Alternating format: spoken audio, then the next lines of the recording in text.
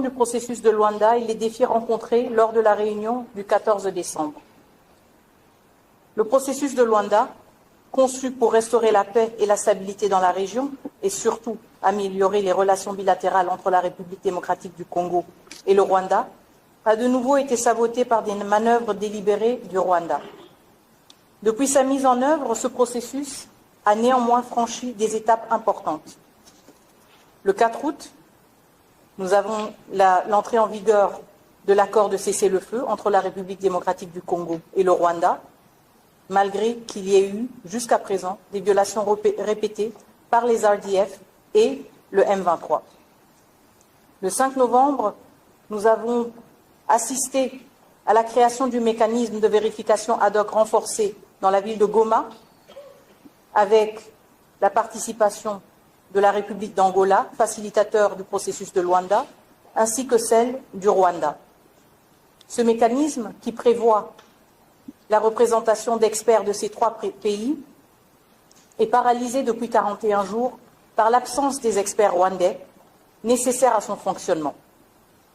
Selon le représentant permanent du Rwanda aux Nations Unies, qui s'est exprimé le lundi passé lors du briefing sur la MONUSCO, les experts rwandais seraient en route vers Goma. Il est surprenant pour moi qu'un pays aussi petit que le Rwanda puisse nécessiter autant de temps pour permettre à ses officiels d'atteindre l'est de la République démocratique du Congo. Néanmoins, le 25 novembre, nous avons aussi adopté le concept d'opération qui engage explicitement le Rwanda à retirer ses troupes de la République démocratique du Congo, malgré le fait qu'il nie jusqu'à présent sa présence. Le concept d'opération prévoit aussi l'engagement ferme de la République démocratique du Congo de neutraliser les FDLR qui sont encore présents dans certaines parties de l'Est de la RDC. Ces progrès, bien que salués par vous tous, membres de la communauté internationale, ont été affaiblis par l'absence de mécanismes coercitifs et de suivi rigoureux, permettant ainsi au Rwanda de contourner ses engagements. Permettez-moi maintenant de revenir sur les événements du 14 décembre qui illustrent les défis persistants du processus de Luanda. La République démocratique du Congo tient à rétablir les faits concernant ces événements, surtout après une déformation des réalités par le Rwanda. En effet, nous nous sommes rencontrés le 14 décembre pour nous pencher sur la seule et dernière question qui restait encore en suspens avant l'adoption du projet d'accord, à savoir la question du M23. À ce sujet, la République démocratique du Congo a toujours maintenu qu'elle n'allait pas engager de dialogue direct avec le M23, un groupe terroriste qui, lui-même, s'est exclu du processus de Nairobi, processus conçu et mis en place pour faciliter la démobilisation de groupes armés congolais actifs en République démocratique du Congo. Le Rwanda est venu à Luanda le 14 décembre avec plus de 6 heures de retard et a affiché une position intransigeante, insistant sur le dialogue direct entre le gouvernement de la République démocratique du Congo et le groupe terroriste des M23. Pendant 6 heures, nous avons tenté, avec la facilitation, d'identifier des formulations qui pouvaient réconcilier les postures des uns et des autres, à savoir la détermination de la République démocratique du Congo d'offrir un chemin vers la démobilisation au M23 à travers le processus de Nairobi et donc la réintégration de ce groupe armé dans ce processus, et la position défendue par le Rwanda, à savoir l'insistance sur un dialogue direct entre le gouvernement de la République démocratique du Congo et le M23. Nous avons expliqué au Rwanda que ce n'était pas sa place, en tant que pays voisin, d'imposer à la République démocratique du Congo un État souverain, comment elle avait à gérer des différends avec des groupes armés locaux, à savoir le M23. Nous avons aussi insisté sur notre pleine confiance dans la qualité des deux facilitateurs, à savoir celui du processus de Luanda et celui du processus de Nairobi, à engager des entretiens et des consultations avec le M23. Néanmoins, nous n'avons pas pu surmonter le défi. Et le Rwanda s'est monté intransigeant. Et donc, le facilitateur angolais prenant acte de cette impasse, a proposé aux partis de laisser cette décision au niveau des chefs d'État, étant donné que l'accord avait été négocié dans son entièreté, à part cette provision liée au sort du M23. Pour la République démocratique du Congo, dans notre posture constructive, dans notre posture qui vise à trouver une fin à ce conflit, nous avons accepté cela, car nous étions aussi curieux d'entendre comment le Rwanda allait défendre son insistance par rapport à la tenue d'un dialogue direct entre la République démocratique du Congo et le M23. Et donc, nous avons offert au Rwanda cette occasion-là. Cependant, le Rwanda a fait volte-face et a décidé que dans de telles circonstances, il ne pouvait pas participer au sommet, le président rwandais ne pouvait pas participer au sommet, et a même changé de posture, allant initialement de la condition d'avoir un dialogue direct entre le gouvernement de la RDC et le M23, le Rwanda a proposé tout autre chose. Il a demandé qu'un tel dialogue précède tout éventuel sommet entre les chefs d'État et précède même la signature d'un éventuel accord. Et ce, à 1h du matin, le 15 décembre, jour du 10 sommet. Suite à cela, comme je l'ai dit, la facilitation a insisté sur le rôle des chefs d'État d'assumer eux-mêmes la responsabilité de trouver une décision sur cette problématique qui apparemment était bien trop complexe pour les ministres des Affaires étrangères que nous étions. Et c'est là que le Rwanda a annoncé qu'il ne participerait pas au sommet et s'est retiré à 2h du matin ou 1h et quelques sur la pointe des pieds. Nous n'avons même pas eu l'occasion d'avoir ou d'acter le déroulé de la réunion, comme il est coutume dans le processus de Luanda. Il n'y a pas de compte rendu qui documente justement la posture du Rwanda et que le Rwanda a défendu pendant plusieurs heures lors de cette dernière réunion. Je voudrais quand même insister sur un point, c'est le fait que la République démocratique du Congo, le 14 décembre, a affiché clairement et a défendu clairement sa résolution de trouver une issue au conflit et d'honorer le processus de Luanda. Tenant compte de la situation actuelle, la RDC reste résolument engagée dans le processus de Luanda, mais nous constatons que ce processus ne peut pas avancer uniquement par la force de la RDC et du facilitateur. Nous appelons donc la communauté internationale que vous êtes et que vous représentez à assumer aussi ses responsabilités en sanctionnant à travers le Conseil de sécurité, le Conseil de paix et de sécurité et à travers même vos partenariats bilatéraux, le Rwanda pour son soutien au M23, pour ses violations récurrentes de la souveraineté de la République démocratique du Congo et pour son sabotage avéré du processus de Luanda. Nous plaidons aussi, la veille du renouvellement du mandat de la MONUSCO, pour un mandat renforcé de la MONUSCO. Nous appelons à une posture claire et ferme, particulièrement des membres permanents du Conseil de sécurité. La résolution qui va reconduire le mandat de la MONUSCO doit inclure des mesures explicites pour surveiller et documenter les violations transfrontalières et garantir la protection des civils. Il est aussi inadmissible que des membres du Conseil de sécurité hésitent encore à condamner les attaques rwandaises contre les casques bleus et des soldats de la SAMI DRC, surtout tenant compte du fait que le Rwanda lui-même est un pays contributeur de troupes qui bénéficie de financement et d'aide financière de plusieurs partenaires internationaux dans sa capacité de pays contributeur de troupes. Et donc, votre message doit être clair. La souveraineté de la République démocratique du Congo n'est pas négociable. Et tout acte qui viole cette souveraineté, qu'il s'agisse d'incursions militaires ou des soutiens des groupes armés, doit être fermement condamné et sanctionné.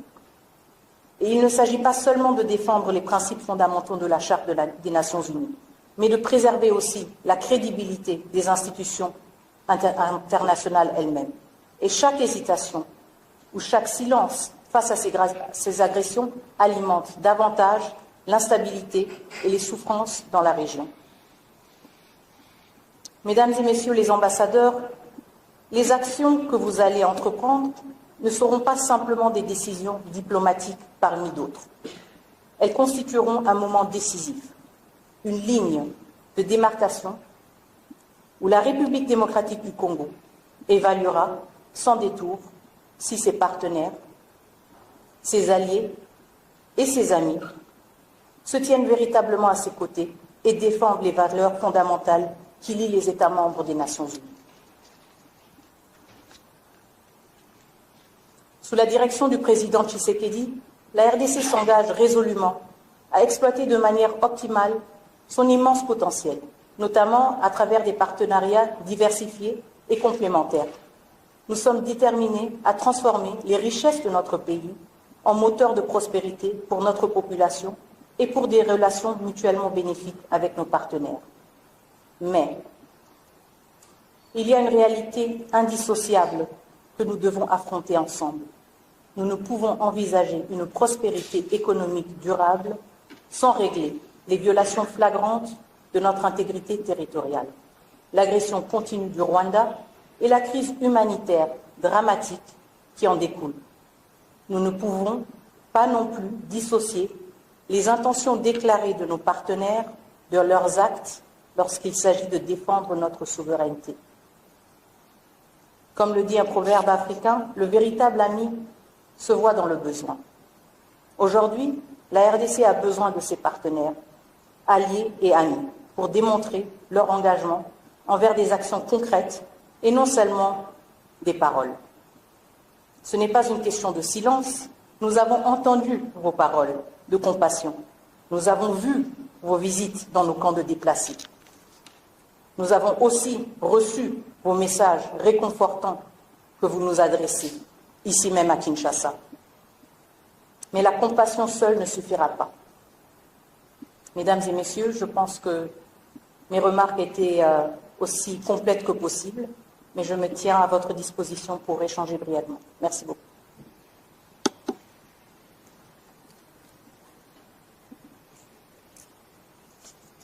Les perspectives et l'avenir du processus de Luanda, après tant d'investissements, se posent inévitablement.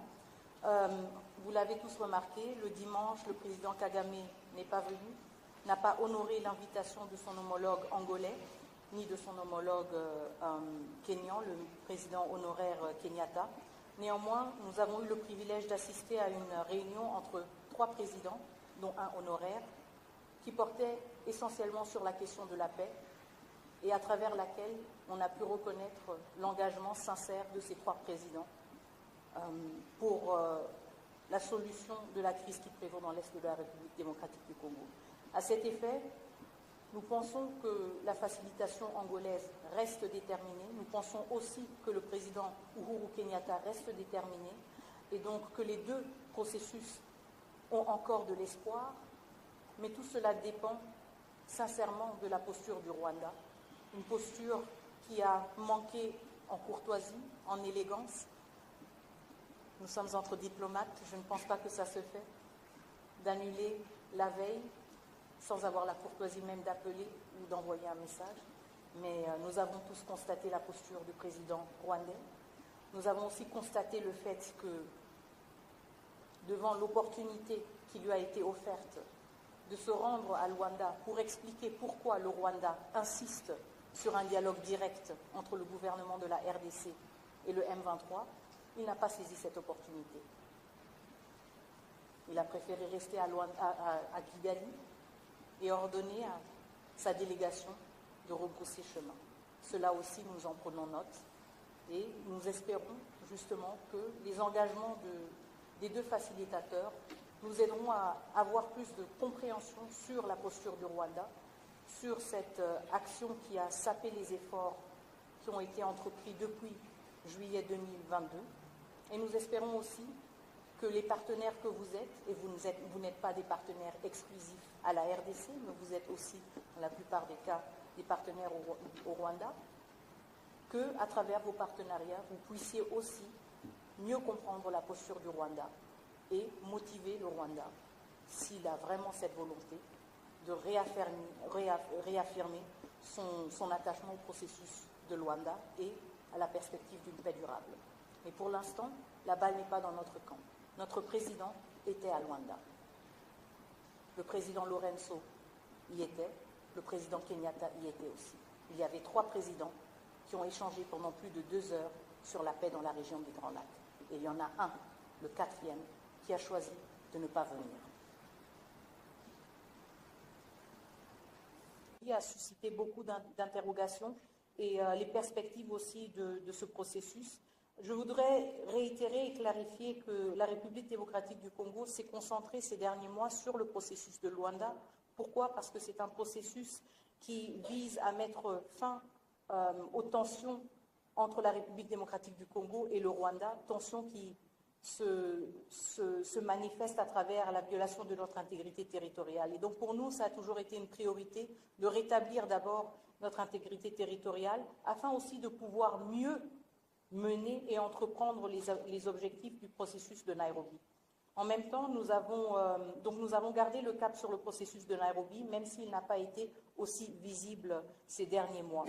À cet effet, le président de la République a aussi eu l'occasion d'échanger hier à Luanda avec le facilitateur du processus de Nairobi, entre autres aussi sur le parrainage institutionnel, si vous voulez, du processus de Nairobi.